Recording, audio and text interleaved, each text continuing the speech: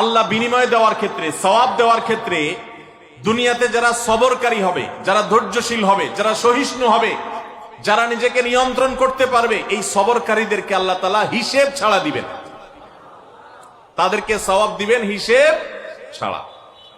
তাহলে আপনি যখন আপনার কর্মস্থলে থাকবেন আপনাকে ধৈর্য ধারণ করতে হবে। আপনি যখন পাবলিক পরিবহনে উঠবেন আপনার মাথা ঠান্ডা রাখতে হবে। আপনি যখন আপনার বাসা বাড়িতে থাকবেন আপনার মাথা ঠান্ডা থাকতে হবে।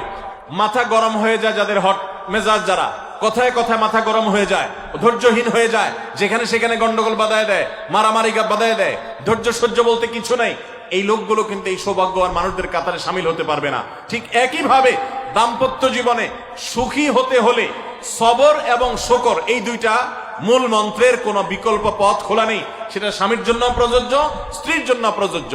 স্বামী হিসাবে আপনি স্ত্রীর অনেক অনিয়মতা দেখতে পাবেন, অনেক কিছু দেখতে পাবেন, আপনার আকাঙ্ক্ষা, আপনার চাহিদা, প্রত্যাশার বিপরীত, আপনাকে সবর করতে হবে। ভাইরা আমার, আমাদের প্রিয় নবী সাল্লাল্লাহু আলাইহি সাল্লামের দাম্পত্য জীবনে কিন্তু টুনটান সমস্যা হয়েছে। আপনারা মনে করতে পারেন নবী সাল্লাল্লাহু আলাইহি সাল্লামের ঘর, ওনার স্ত্রীগণ সাহাবী, তারা উম্মুল মুমিনিন, আমাদের মা, এত মর্যাদাবান মানুষ তারা, তাদের আবার ঝামেলা হয়েছে। ভাই, দাম্পত্য জীবনে টুকটাক সমস্যা তাদেরও হয়েছে। প্রিয় নবী সাল্লাল্লাহু আলাইহি সাল্লাম নিজে একদিন বাসা ছেড়ে মসজিদে নববীতে এসে মন খারাপ করে বসেছিলেন, তিনি বাসায় যাচ্ছেন না, অভিমান করে। ওমর রাদিয়াল্লাহু তাআলা আনহু বিষয়টা বুঝতে পেরে, তার মেয়ে যেহেতু নবী সাল্লাল্লাহু আলাইহি সাল্লামের স্ত্রী, তিনি সেখানে গিয়ে ভেতরে প্রবেশ করে তার সাথে কথা বলে তথ্য উদ্ঘাটন করে সেটা মিটমাট করার ব্যবস্থা করেছেন।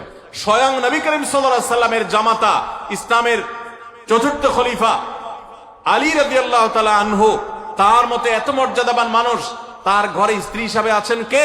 মুহাম্মদ সাল্লাল্লাহু আলাইহি সাল্লামের মেয়ে, জান্নাতে নারীদের সর্দার ফাতেমা রাদিয়াল্লাহু তাআলা আনহা।